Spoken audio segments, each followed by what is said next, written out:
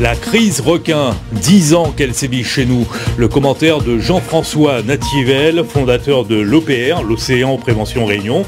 Il va réagir également aux dernières annonces du sous-préfet de Saint-Paul, réouverture des écoles de surf, commercialisation de la chair de requin. Vous pourrez réagir au 02 62 99 11 15. Nous entamons la deuxième partie de cette édition. Il est question ce midi de la crise requin, de la commercialisation de la chair de bulldog. Vos appels au 02 62 99 11 15.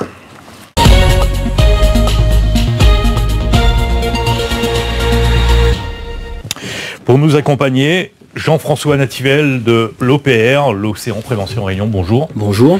De la chair de requin, le requin dans votre assiette, un menu alléchant pour vous? Alors, le requin, il faut savoir que c'est un des poissons les plus consommés sur la planète. Et ici même à La Réunion, tout le monde y connaît, nana bon petit pantouflier. Avant qu'un requin arrive au bord, de monter partage, comme nous l'a pu voir encore ces dernières années, quand on a eu des pêches privées que l'a été effectuée. Donc ça, c'est quelque chose que nous connaissons. Maintenant, l'État a besoin d'une sécurisation pour dire que lui mettre la commercialisation, mais ça, les difficiles pour l'instant, nous pensons que c'est juste un effet d'annonce. Pourquoi c'est difficile ? Parce qu'il faut un test pour voir s'il peut tomber malade. Mais de mon y connaît, nous peut tomber malade par exemple. Avec la carchatoxine, oui, qui est la ciguatera, comme on l'appelle vulgairement. Mais on peut tomber malade en mangeant du miel, des œufs, de la mayonnaise, bien plus qu'en mangeant du requin, bulldog ou tigre à l'île de la Réunion.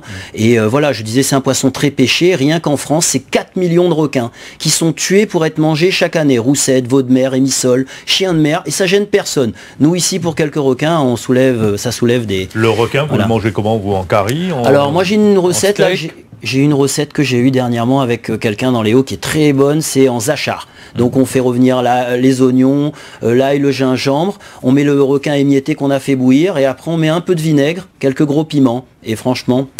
La commercialisation à grande échelle, au niveau du département, c'est une bonne nouvelle pour vous? Mais ça, c'est un fantasme. Il n'y aura jamais de requin, bulldog ou tigre dans les étals, sur les étals de supermarchés ou des poissonneries. C'est juste pour faire tomber le tabou, parce que les gens associent cette interdiction de commercialiser à l'interdiction de le manger et à l'interdiction de le pêcher. Ils pensent que c'est interdit parce que c'est une espèce qui serait menacée. Et donc c'est pour ça que c'est un pas important. Mais comme je vous dis, depuis 2012, l'État nous dit qu'il va autoriser la commercialisation. Donc pour quelqu'un comme moi, si vous voulez, on n'est pas un petit poussin de jour. Alors si je l'entends bien, pour vous, c'est de la poudre aux yeux.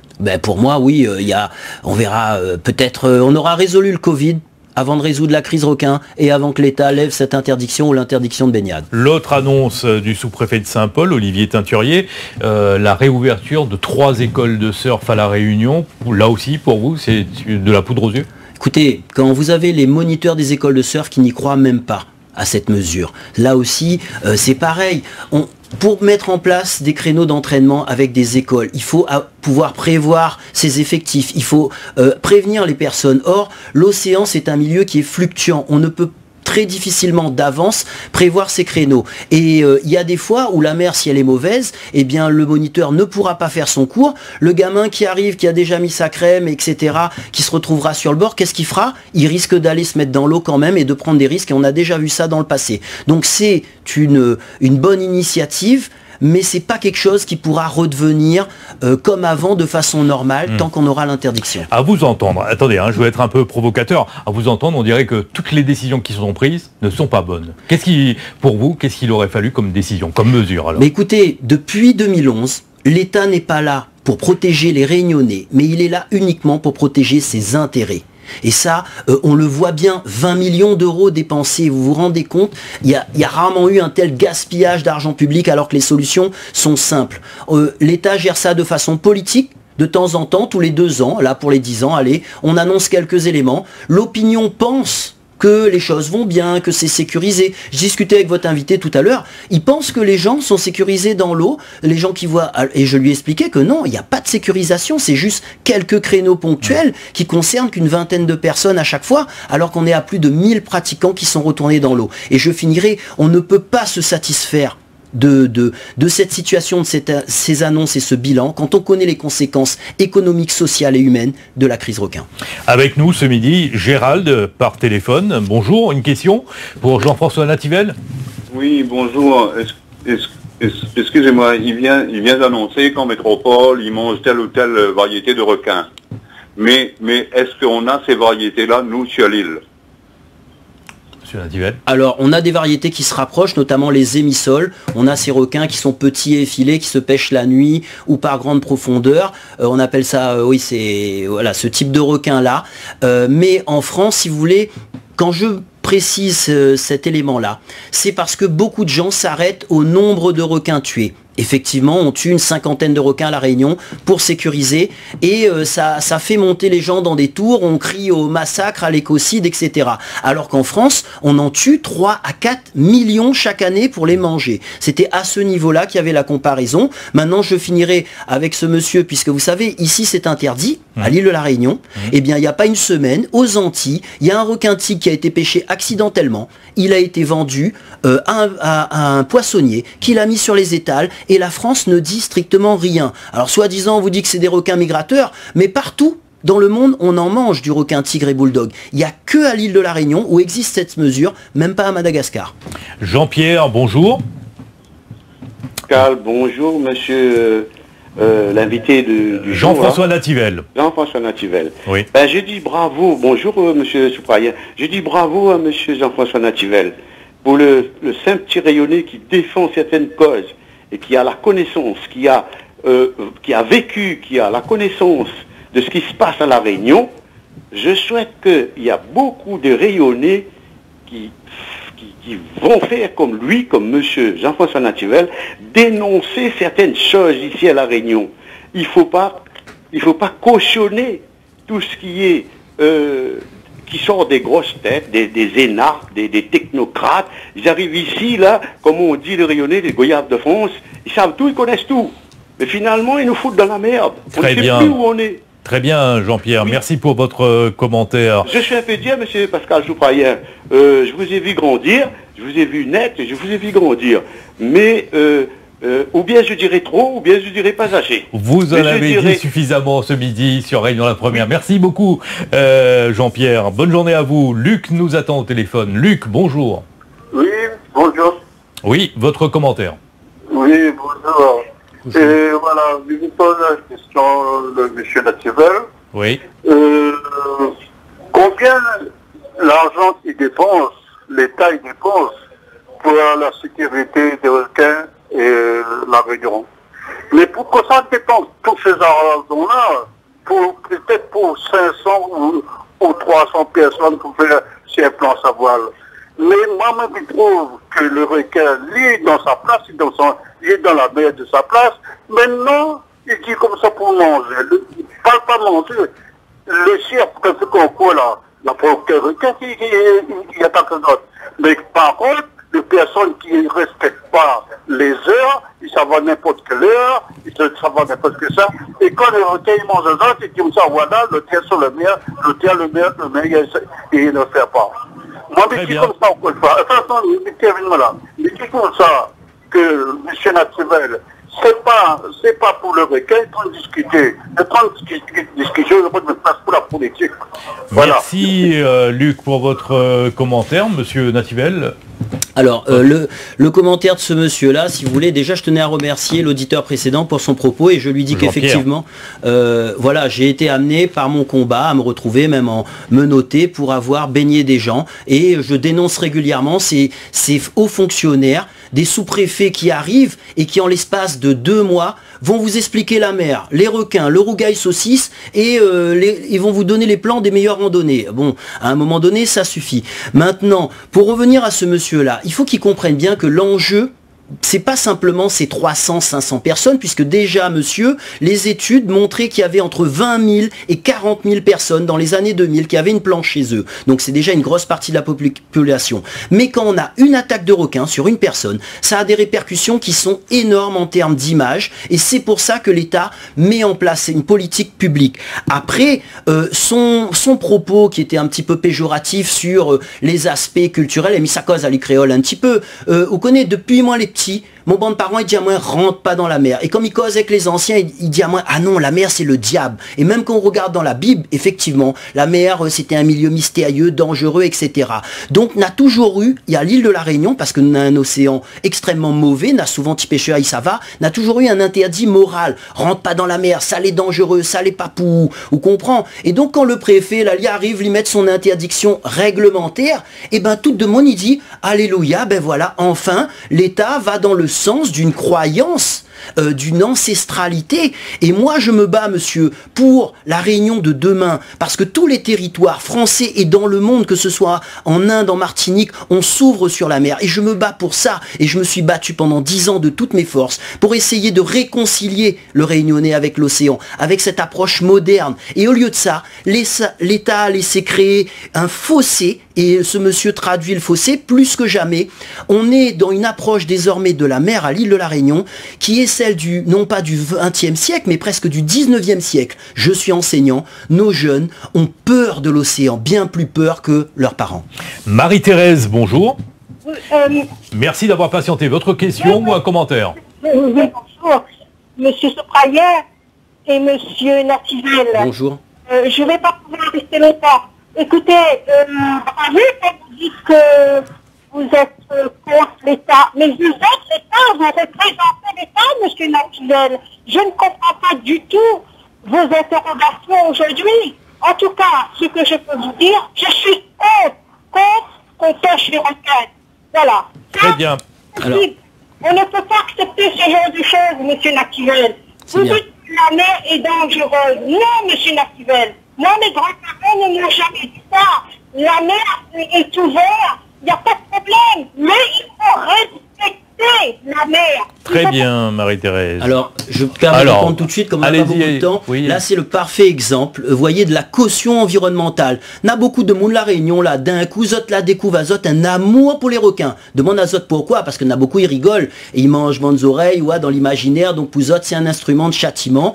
Et de monde, il faut être zot chien. Ils jettent des déchets dans la ravine et d'un coup, ah, c'est un gros cœur avec les requins, nous les là pour protéger, ça c'est une espèce, c'est les requins réunionnais, on comprend. Et ça, ben voilà, c'est pour ça que moi, je suis en colère contre l'État. Parce que l'État, doit faire un travail pour réconcilier le Réunionnais avec la mer. Au lieu de ça, la laisse ce bande mentalité-là, qui tire à nous dans le fond, devenir la norme à l'île de la Réunion.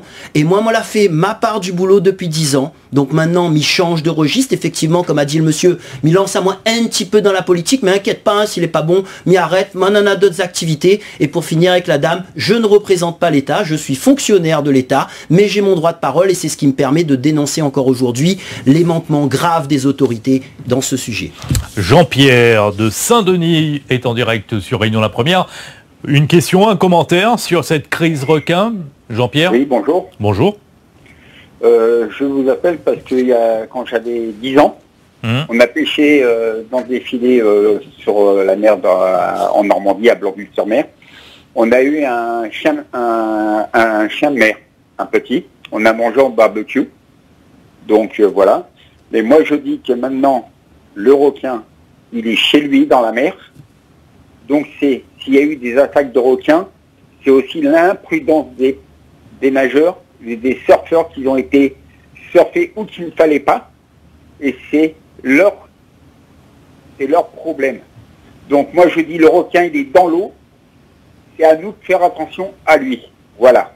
Merci pour votre commentaire.